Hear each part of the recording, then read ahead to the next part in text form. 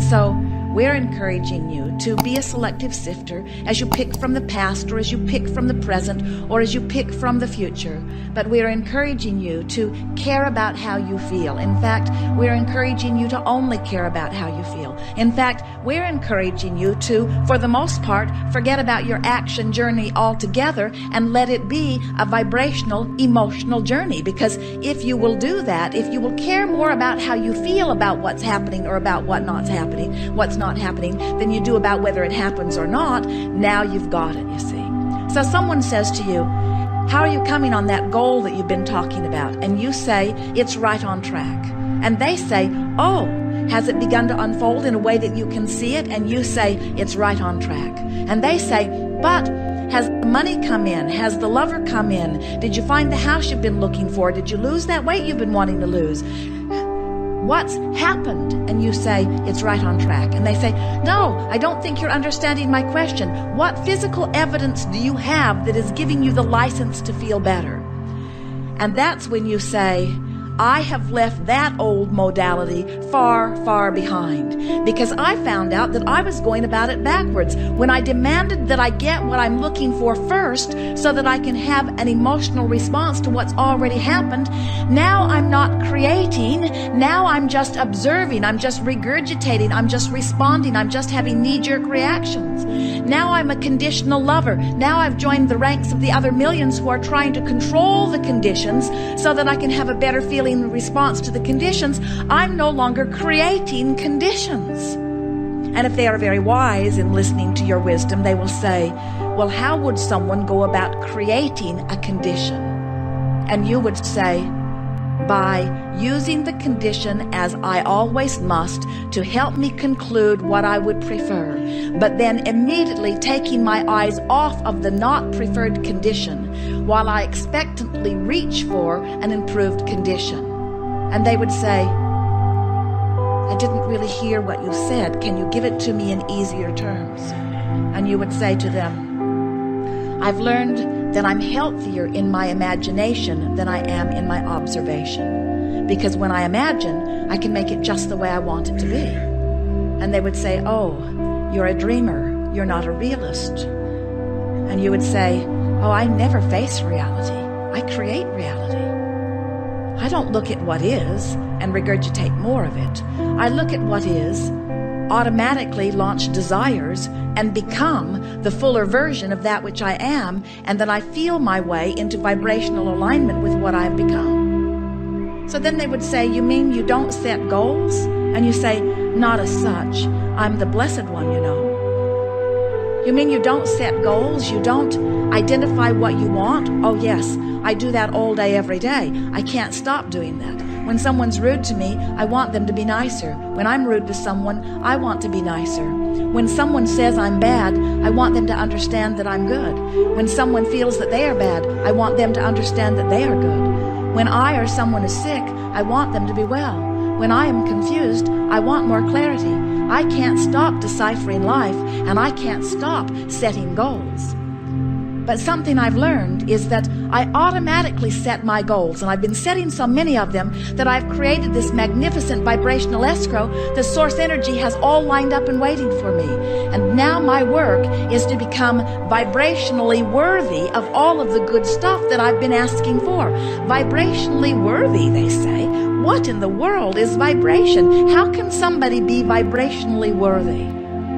And then you will tell them the greatest secret of all.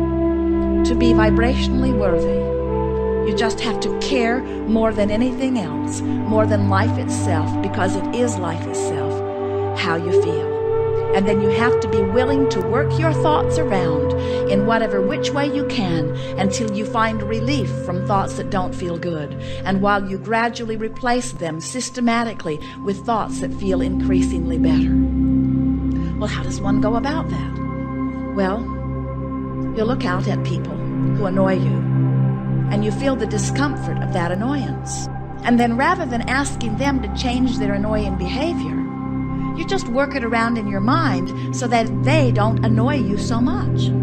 Your friend would say, that seems hard. And you would say, it was hard for me at first, because at first I was so accustomed to just responding to whatever was.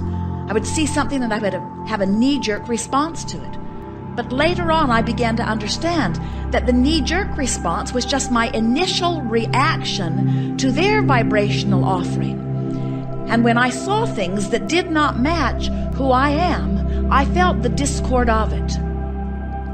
But then I became aware that I didn't need them to understand me, or to understand my needs or wants, or to agree with them in order for me to feel better. And in that acknowledgement came my first and my true recognition of my power and of my freedom. When I discovered that I no longer needed one other person on the planet to be even a little bit different in order for me to feel the way I wanted to feel, I found instant freedom, and I found something else. I found an ability to love them anyway. And when I found that I could love them anyway, I returned to the true nature of my being. And without even knowing I was doing it, I closed the gap between me, and I began to be the source energy being in a physical body that I was born to be. And then, as far as I am concerned, you can tell your friend, then I had my first real birth, where all that I was meant to be was focused with me in this moment. And then your friend might say to you, digging through horrible things that have happened even in this day somewhere on the planet, you mean you can look at this wretched experience and you can find joy and love in it? And you say, no, I can't look at things that are horrible and feel good. But by practicing looking at things that feel good, the horrible things don't show up in my life.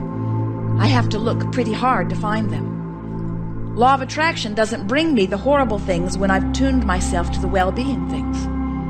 And then say to your friend, and anyway, as I look out into this world, there's way more that's going really, really well than is going really, really wrong. Do you know how hard we have to look to scrape up the bad stuff? Who was it that decided that it was our job to find all of the problems and solve them? I found it, you can say to your friend, to be utterly overwhelming. And so I began to tune myself to the good things of life. And more, I am so tuned to the good things of life that only the good things of life show themselves to me. And then your friend might say, don't you feel a little guilty living such good life when there are others who don't? And then you say to your friend, I found out that I could not get sick enough to help sick ones get well.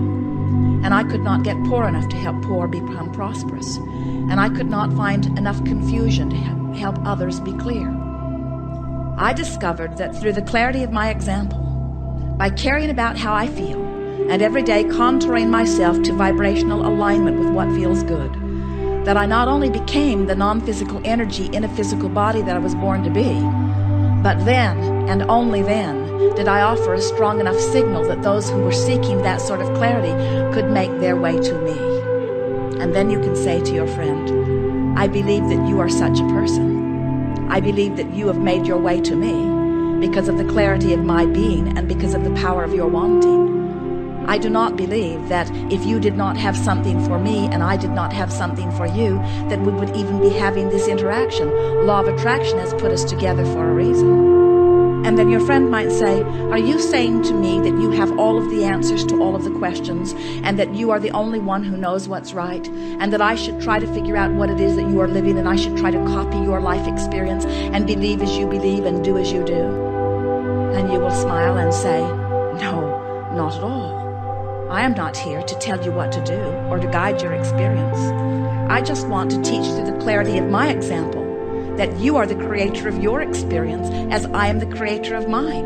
And you get to choose everything that comes to you as I get to choose everything that comes to me. And I would not for a moment assume that I should be able to choose for you. I haven't lived your life. I haven't walked in your shoes. I haven't lived your contrast. I haven't given birth to your desires, but you have. I say, as the teacher that you were born to be, I have come forth to express the example that we are all blessed beings who deserve a wonderful life. and that we get to choose the details of that wonderful life, bit by bit, piece by piece. We get to conform to the well-being of our choice, and the universe and law of attraction will make it a reality. And then your friend may very well say to you, I think that you are nutty. I do not understand vibration. I do not understand emotion. I do not understand anything that you have said. But it has been nice talking with you just the same. And you will say to your friend, I have enjoyed this interaction immensely, because I understand who we all are, and I think that life is supposed to be good. And if this conversation has helped you to reach a little bit more for something that feels good to you, then I think that we've had a very good moment together. But what you do is totally up to you. And friend, you will say, in any event, I absolutely adore you. Whichever way it goes, never question my love for you. And then your friend might say, then you will always be there for me, right? No matter how bad my life gets, I can count on you to be there. And you will say, no, I will be like the spirit within you. When you choose something that feels awful to you, I won't be there. Well, what kind of a friend are you? They would say. Well, I'm a true friend. I'm a friend who has deliberately worked my way up the emotional scale, and I'm mostly in vibrational alignment with things that feel really good. And I will promise you that I will stay here as best I can, and I will offer that signal so that anytime you get anywhere near it, law of attraction will put us together. And so I would like to make this promise to you, my friend. You will say to your friend, you will find me when you are feeling best. When you are loving yourself most, I'll be there. When you are loving me most, I'll be there. When you are loving life most, I'll be there. When you are loving your government most, I'll be there. When you are loving your experience in the moment, I'll be there. But what if I need you? What if I find myself in a horrible place? Well, you may not see me, but there will be someone there for you. Someone perfectly vibrationally matching where you are, who will amplify for you where you are. And just beyond that person who is amplifying exactly where you are will be another who represents the best that you can reach for from where you are. And eventually you will be led by one to another, and by to another to another, and by another to another, and another to another, and eventually you'll find your way back to me. Oh, so you do think you have all the answers. So you do think that you're the one who is the only one that is in the good place. And then you will give them the most important message of all. No, I'm not guiding you to anything specific, just to the feeling of well-being that is inherently who we all are. I want to be, you can say to them. And from what we feel from you, you can say it accurately. I want to be for you what I promised you I would be. I want to be an example of someone who always strives for fullest connection to source energy.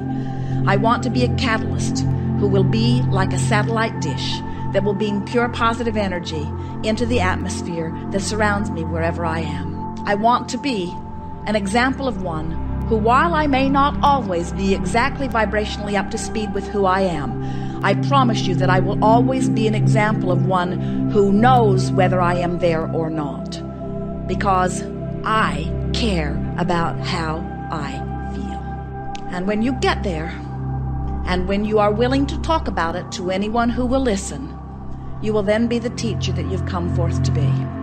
Because as long as you are willing to beat the drum of what's happening on the planet willy-nilly, indiscriminately, as long as you are willing to give your attention to things whether they feel good or bad, as long as you are willing to become a vibrational match to anything that does not feel good to you, then you are not the teacher that you've come forth to be. You are a regurgitator. But when you say, I care how I feel, and every day, all day, I deliberately make choices of what feels better and what feels better and what feels better until I've tuned myself on most subjects to feeling really, really good. And now I can see by what law of attraction brings around me that I am a vibrational example, the vibrational example that I was born.